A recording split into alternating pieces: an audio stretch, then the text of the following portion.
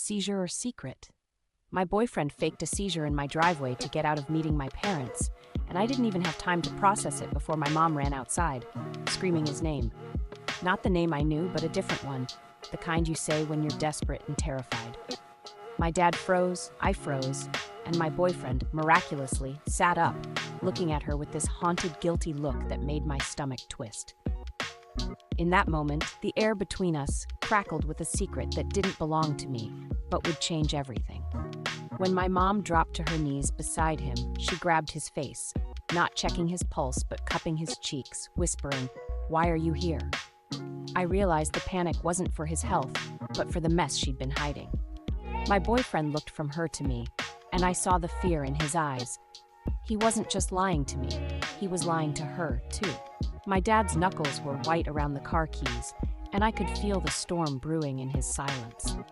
We all stood there, my dad on the edge of violence, my mom begging for an explanation with her eyes, my boyfriend torn between running and confessing, and me holding the shattered pieces of trust I'd built with both of them. My mom finally broke the silence, her voice barely above a whisper.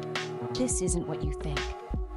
But I knew then that every word out of both their mouths would be a lie.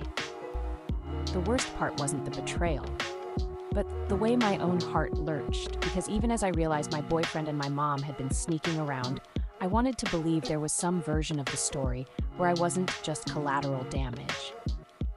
But as my dad turned to me, his face full of rage and heartbreak, I understood.